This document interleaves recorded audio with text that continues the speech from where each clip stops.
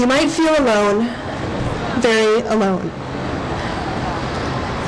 But you are not alone, and we are not in Iran. We are here in America or in places such as Europe, Asia, and Africa, where people are gathering for this global day of action. We have the freedom to speak out for those Iranians who are struggling to make their own voices heard. Why are we speaking out?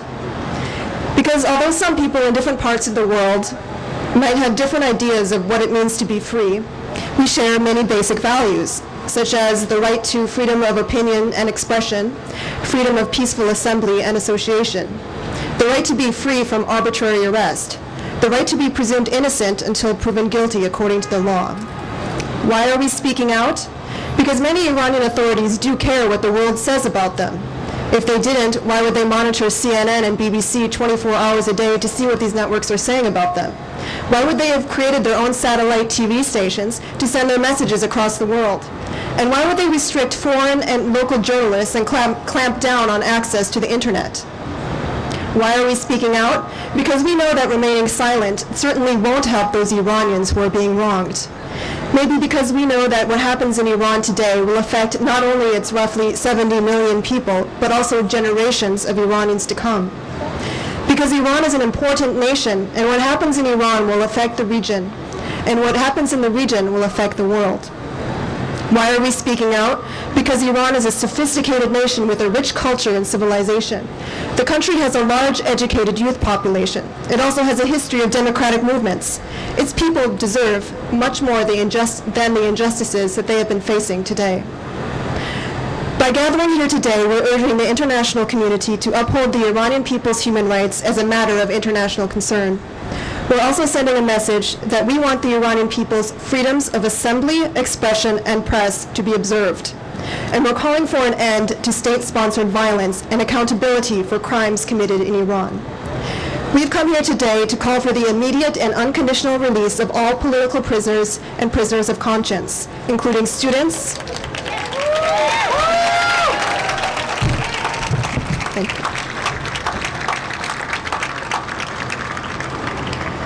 including students, civil society activists, academics, and journalists. According to the Press Rights Watch group, Reporters Without Borders, Iran has become the biggest jail for journalists in the world.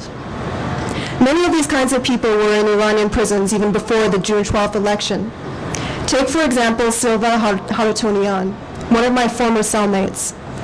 She has been in jail for more than a year. She was an administrative assistant for a U.S.-Iran exchange program for health experts.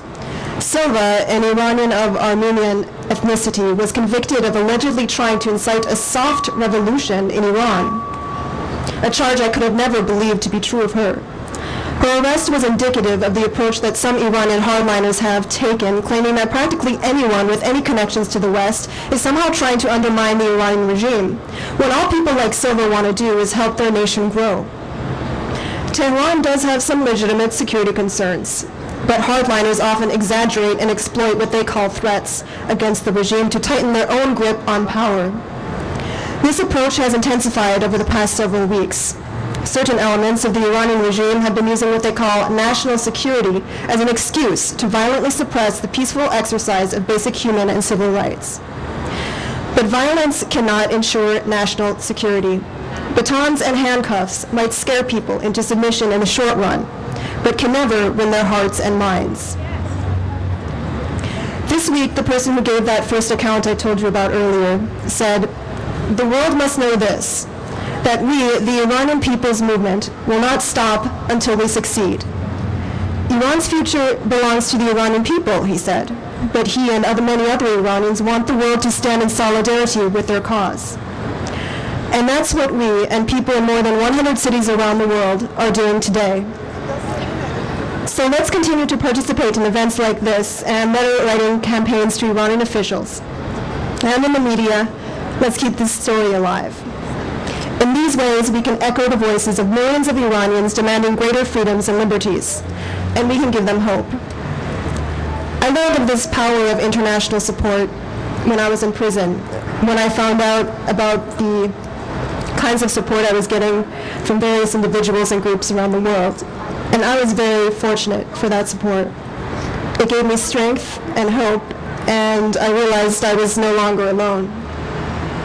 To the people of Iran, we want you to know that you are not alone. You have a whole world of supporters behind you. We're watching, and we stand with you. Thank you.